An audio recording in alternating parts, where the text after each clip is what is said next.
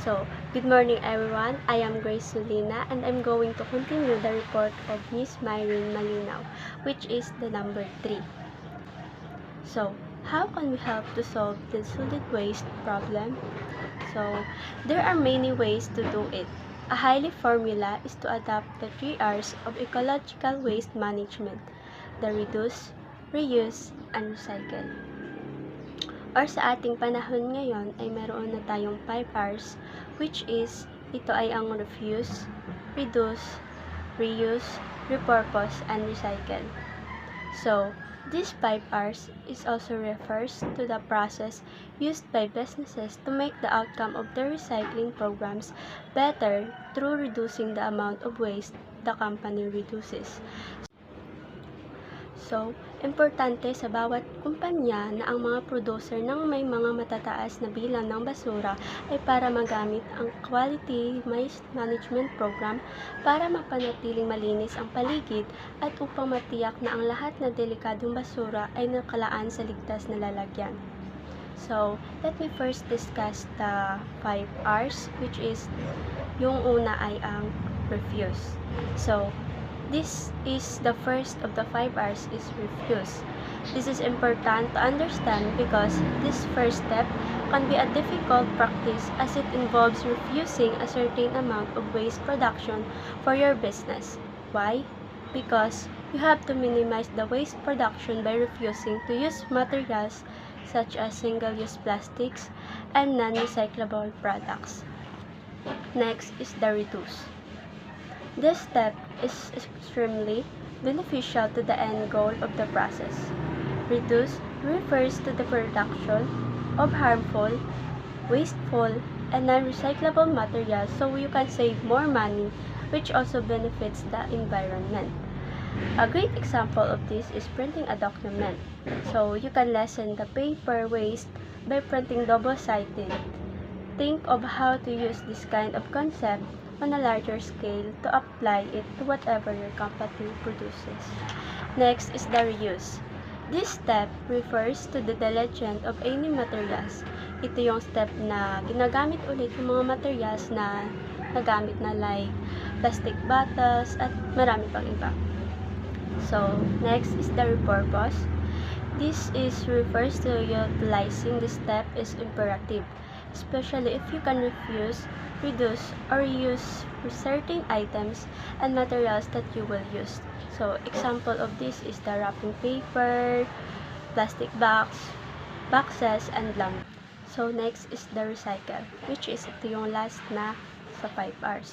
So, this is the final step in the process, which is the recycle, which means exactly what it sounds like. After you've made quality efforts to go through all the previous steps from the 5 R's, recycling is the great final option. Why? Because this is the one of the main ways we continue to make efforts to be more environmentally friendly is to recycle anything that has that option. Ito yung step na mapapakinabangan mo talaga, mapa-financial man at maging sa ating kapaligiran. Kasi sa pagre-recycle, marami kang mga paraan na pwede mong mapagkakakitaan like pagkukumpit ng mga plastic bottles, at marami pang iba. Dito, makakagawa ka rin ng mga sari-saring disenyo na kung saan ang mga basura na plastic ay muling magamit at mas mapapaganda pa at maaari pa itong makabawas sa mga basura. In addition to that, let us refrain from doing what have been prohibited under the law to include but are not limited to the following. So, daya do mga ginubra naton nga labag sa mga batas. Letter A, littering or mga pagkalat, throwing or pagtapon or pagbilak. Next is dumping of waste materials in public places like roads, sidewalks, canals, esteros, parks, and establishments. So, daya matahay mga ginapilak natin ng mga basura sa public places like sa mga karsada, sa mga binit-binit, sa mga kanal, at sa mga parks, at askin sa establishments. So, letter B is open burning of solid waste. So, daya matahay mga pagsunog naton it mga plastics, mga ag-iba pa. So, letter C is allowing the collection of non-segregated or unsorted waste. So, dayamat ay mga pag-allow naton nga ginakolekt naton do mga non-segregated nga mga basura. So, letter D is squatting in open dumps and landfills. So, letter E is open dumping or burying of biodegradable and non-biodegradable materials in flood-prone areas. So, dayamat ay mga ginapilak naton nga basura sa flood-prone areas or sa mga area nga kinabahaan. Next is the letter F. Unauthorized removal of recyclable material intended for collection by authorized person. So, dayamat ay mga ginakolekta at mga unauthorized person nga dapat authorized person lang dapat yung mga gakolek at mga recyclable material. So, letter G, mixing of source separated recyclable material with other solid waste in any vehicle, box, container, or receptacle used in solid waste collection or disposal. So, dayamat ahay do mga paghalo it mga separated recyclable material sa mga solid waste nga gahalin sa vehicle, sa box, container, or receptacle nga ginagamit sa mga pagkolekta it mga solid waste or disposal. So, next is the manufacture, distribution, or use of non-environmentally acceptable packaging material. So, dayam ay pag-manufacture o paggamit mga non-environmentally nga ginabaton nga packaging materials. So, next is the establishment or operation of open dumps, and last is the importation of consumer products packaged in non-environmentally acceptable materials. So next that I will tackle is the classification of solid waste, which is the table 1, sources and types of solid waste. So karahay makikita naton kung siin nagahalin ag kung anong uri it solid waste. So number 1 is the domestic. So, tuhuan ang facility kara is a single family dwelling, multi-family dwelling, low, medium, and high-rise apartment. So, mga basura nga atong mabuo karahay, example is food, paper, packaging, glass, metals, ashes, bulky, household waste, hazardous household waste. So, next is the commercial. So, makikita natin imawra sa mga shops, restaurants, markets, office buildings, hotels, and motels institutions. So, as like sa domestic, ay datumando basura nga mabuo naton halin sa commercial. So, the next sources na mabuuan natin it solid waste ay sa industrial, which is the facility na naka-fabrication, light and heavy manufacturing, refineries, chemical plants, mining, power generation. So, mga basura nga mabuo natin karahay, mga industrial process waste, metals, lumbers, plastic, oils, and hazardous waste. So, next is the construction and demolition, which is do mga basura naton nga mabuo karahay mga solid, concrete, timber, steel, plastic, glass, and vegetation. So, the last source, it's solid waste, highway agricultural waste, which is dumabuo natin karahay, pesticides, and farm waste. So, the next table is the table 2, which is the physical composition of solid waste. So, sa general composition ay mayroon nga organic ag inorganic.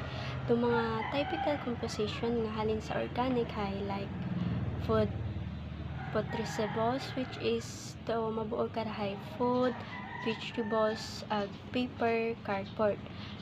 Next is the plastic, which is the detailed composition is the polyethylene terephthalate or PETE, high density polyethylene or HDPE. Next is the polyvinyl chloride or the PVC, low density polyethylene or LDPE, polypropylene or PP. Next is the polystyrene or PS. Other is, and last is the other multiplayer plastics. So next sa typical composition nga halin mo sa organic is the clothing fabric, which is the detailed composition is the textiles, carpets, rubber, and leather. So next is the yard waste, which is the garden trimmings. Last is the wood or the detailed composition ng woodman. So next is the inorganic. The typical composition nakalagay the metals, which is the detailed composition, is the tin cans, ferrous metals, aluminum, non-ferrous metals. So next is the glass or detailed composition is the colorless or colored. So next is the dirt, ash, and etc. So detailed composition naman karahay dirt screening, ashes, stone, and bricks.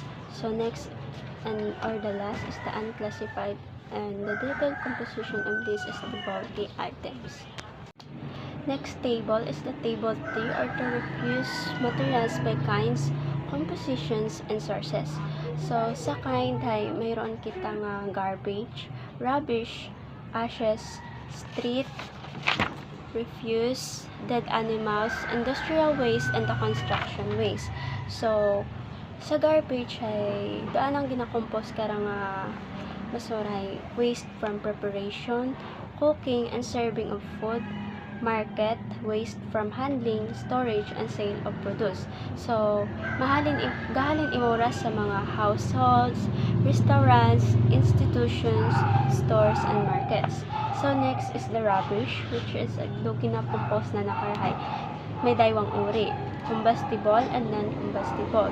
Sa combustible ay mabuo natin karahay paper, cartons, boxes, wood tree branches, yard trimmings, wood, furniture, and beddings.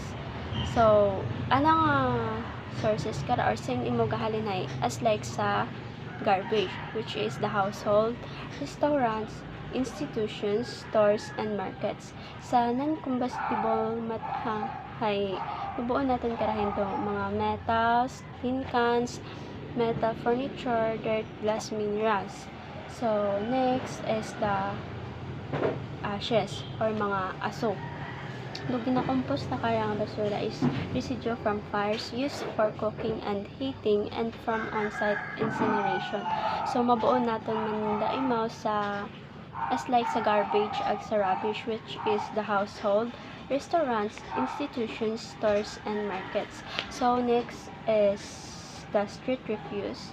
So, ginakompose mo right sweeping, dirt, leaves, catch, basin dirt, contents of litter, receptacle. So, gahalin imura sa mga streets, sidewalks, and alleys. Next is the dead animals, which is composed by cats, dogs, horses, and cows. So, gahalin imura sa mga streets, sidewalks, and alleys.